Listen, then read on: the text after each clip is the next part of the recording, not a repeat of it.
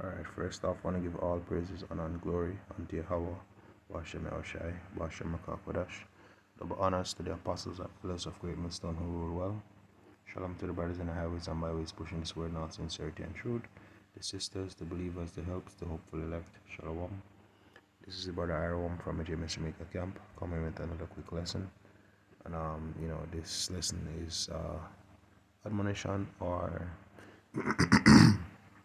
Slakia, or exhortation, unto the Akim, that we need to separate, you know, find time, make it, first of all, making the main thing the main thing. And part of growing in the ministry and growing in wisdom is separating time, you know, for leisure in the sense of separating time where we can study the scriptures, separate time where we'll be able to grow in wisdom, right? Because we have, there are a lot of distractions out there, and some of it may come in the form of work, some of it may, especially when it comes on to work,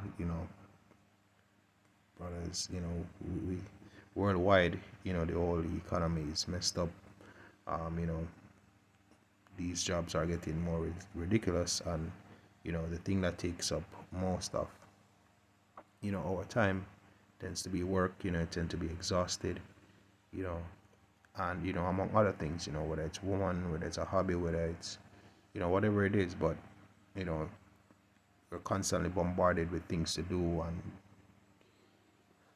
and one might even go as far as to say, oh, I'm always busy. But at the end of the time, at the end of the day, the the time should be there for the Yahweh Shem Shai. The time should be there for growing in the ministry, and that requires us to separate in that time, so that we'll be able to do what is necessary to grow in the spirit.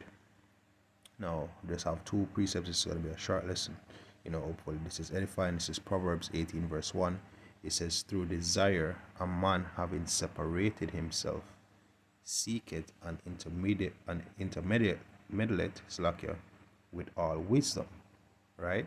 So it says, through desire a man having separated himself seek an intermediate with all wisdom. All right, so let's look on the word separate or separated.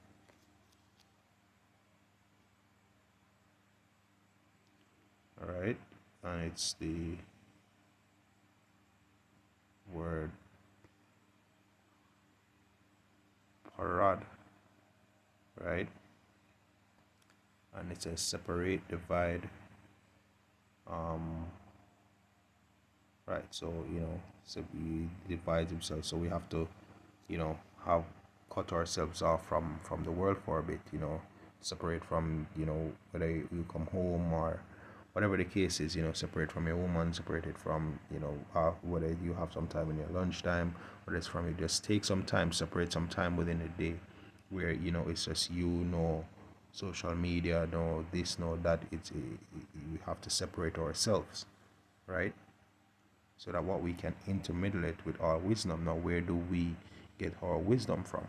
Our wisdom is from the scriptures. Our wisdom is gained through the wisdom, knowledge, and understanding of these scriptures, right? Studying these scriptures and applying them to the best of our ability, and learning to apply them to the best of our ability, as we push towards salvation.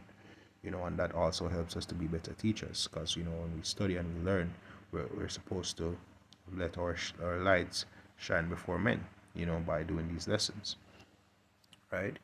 And the supporting precept for this, because when I actually read that, this precept came to mind. So this is Sirach, or the book of Ecclesiasticus in the Apocrypha, verse 38, and I'll start at verse 25. It says, how can he get wisdom? Verse 24, it says, the wisdom of a learned man cometh by opportunity of leisure, and he that hath little business shall be wise. All right, I notice that it says he that has little business. So we can't be doing 1,000,001 things, especially when it comes on to ensuring that we're laboring within these ministry. We have to keep the amount of things that we're involved in, to the minimum. Now, of course, there's downtime, there's things that you like, but, as it says in Sirach, not Sirach, so like in the book of Ecclesiastes, right? It says there's a time and place for, there's a time and season for everything underneath the sun. All right, so we need to ensure that the time to separate and to get on and to get in these scriptures, you know, is actually there. Right? Now, as a matter of fact, I'm gonna check this word leisure real quickly. You know, maybe later.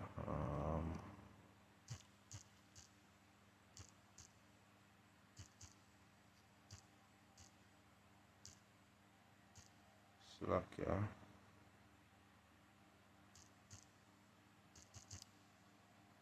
Just let me check this word. Oh, LE. Right.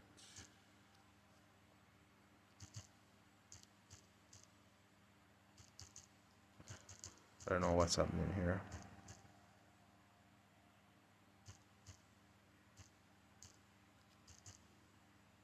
Hold on.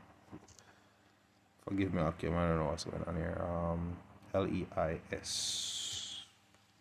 Spelling that word wrong.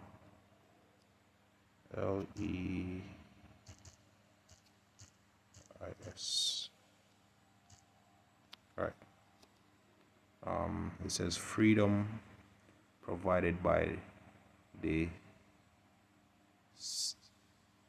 cessation of activity, or cessation, meaning, I think this word goes back to cease, right? A temporal or final ceasing of action, right? So we get leisure by temporarily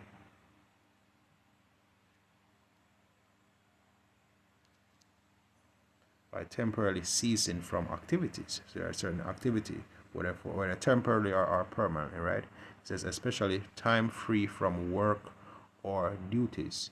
So we go about our our daily lives. We earn our our daily bread. We have our duties and responsibilities out there in the world, but our main duty and responsibility is within these scriptures. Therefore, time, all those duties and works as we that we have to do within our daily walk, there should be a time where we put aside where we can focus on the main thing, right? um Let me see the synonyms. All right. Well, I think the definition is suitable. So let's go back to the precept and hear what it says. So I'll start back at verse 24. The wisdom of a learned man cometh by opportunity of leisure, and he that hath little business shall become wise. Right? So not overly occupied with a lot of things. It says, how can he get wisdom that holdeth the plough, and that glorieth in the goad, that driveth oxen, and is occupied in their labours, and whose task is of bullocks? He giveth his mind to make furrows, and is diligent to give the kind fodder. Right? It says, so every carpenter and workmaster that laboureth night and day, and they that cut the grave seals, and are diligent to make great variety, and give themselves to counterfeit imagery, and to watch and watch to finish our work. All right, so wise within having various skills, and putting in the work. Yeah, you're growing in those skills, and you're diligent in that, and you're as it says, a work master. You're getting better at that craft. But there's a craft that we need to be better in overall, right? It says the smith also, sitting by the anvil, and considering the iron work, the vapor of the fire wasteth his flesh, and he fighteth with the heat of the furnace. The noise of the hammer and the anvil is ever in his ears, and his eyes look still upon the pattern of the thing that he maketh. He setteth his mind to finish his work, and watcheth to polish it perfectly. And it says the fire wasteth his flesh. I'm pretty sure brothers can attest to this. You attest to this of being, on the job, You just feel like, you're going at it, sometimes feel like you're actually, like, it literally feels like you're wasting away. Or, whether it's things with women, sometimes with children, like everything just feels, overbearing on the flesh, right? But guess what? We need to be focused on building the spirit. We need to focus on the things of the spirit. And notice that it says in verse 25, it says, how can he get wisdom that holdeth the pro? So the first part is, how can he get wisdom? And it's going through to list of various occupations and manner of work, right? Verse 29 says, so that the potter sit at his work and turning the wheel about with his feet, who is always carefully set at his work, and maketh all his work by number. He fashioneth the clay with his arm, and boweth down his strength before his feet. He applied himself to lead it over, and he is diligent to make clean the furnace. All these trust in their hands, and everyone is wise in his work. So yeah, you're skillful within that work, but then again the question asks, how can he get wisdom that do this, that do that? So yeah, they're wise in their own work, and they're skilled craftsmen, or they're skilled within their work. But does it mean that they're actually getting, wisdom, right? Verse 32, it says, without these cannot a city be inhabited, and they shall not dwell where they will, nor go up and down. So it's not like they don't have their functions within society, right? Verse 37, it says, they shall not be sought for in public council, or sit in the congregation. They shall not sit on the judge's seat, nor understand the sentence of judgment. They cannot declare justice and judgment, and they shall not be found where parables are spoken. Now, we are being within this walk, are being built up to be what, kings and priests. So these are the things that actually, we're in a training process, and these are things that apply onto us, to be sought in public council. Hey, we got there in the highways and edges, but in the kingdom, we will be judges, right? We'll be kings, we'll be priests. So this is the thing that we should be built up in, based on what our calling, based on our profession, by Yahweh, given to us by Yahweh Shemi Shai, right? This says, they shall not be sought for a public council, nor sit in the high congregation. They shall not sit on the judge's seat, nor understand the sentence of judgment, because they're so occupied in the thing that they do, and they know that. But when it comes on to to judgment and justice, and that's why sometimes we hear people, that all they do is work. When we talk to them about the scriptures, or talk about things, regarding life in general, and break down how the scriptures, you know um what's the judgment of these things, or these particular situations or event according to the scriptures, they're dumbfounded, or they disagree with it, or they don't understand it, because they they're occupied within their works. And that is also one of the reasons as well why, if it was a case that you should put them in a situation to judge rightly, or to make certain judgment, they wouldn't be able to do it, or they'll make wrong judgment, because what, they don't have wisdom, right? It says, nor understand the sentence of judgment. They cannot declare justice and judgment, and they shall not be found where parables are spoken. And that is why, they don't understand things of the scriptures. They don't understand, just life in general. Why? Because they're busy within that. But we who are, of the hopeful elect, being trained to become, or being built up to be judges, to be kings, to be priests, we these are the things that we need to make time for, so that we can grow in wisdom, so that we can apply, or will be fitting for these, I'll say, positions, for the lack of a better term. It says, they will maintain the state of the world, and all their desire is in the works of their craft, right? But for us, we seek on the judgments of Yahweh Shemir Shai, the statutes, the commandments, right? We think about, what is right, what is wrong, according to the scriptures. And we understand, dark sins, we understand the speech of men, we understand, all that's happening within this world, because what, we study the scriptures.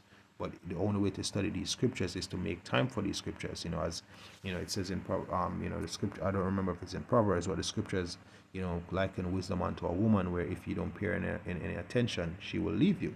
So we have to make time for Sophia. For wisdom, we have to make time for these scriptures and separate ourselves, right? And because these scriptures intermediate with all wisdom, right? Because this, it searches out all things. These scriptures break down and search it out all things, everything regarding this life, everything within the world, especially things regarding, chiefly things regarding Yahweh Shem Yahushai are within these scriptures. And that's how we grow, and that's how we are able to, to operate and to be made unto a perfect man, and to be what Yahweh Shem Yahushai has set us up to be. Right? So if we're constantly focusing on work, if we're constantly focusing on money, if we're constantly focusing on things, our duties and our works outside, outside of the ministry, and giving more time to that more than the scriptures, then we're not growing in wisdom. Mind you, use this word as not abusing it, getting your daily bread, having your house in order. Of course, that's a part of it, but time needs to be made. We need to separate ourselves and make time for these scriptures, right? And with each day, little by little, we grow. It doesn't have to be a case where you have to read a book a day, or you have to do 1,000,001 breakdowns per day. But according to every man's ability, every man knows their situation, everybody knows what they got to do or what's going on in their lives.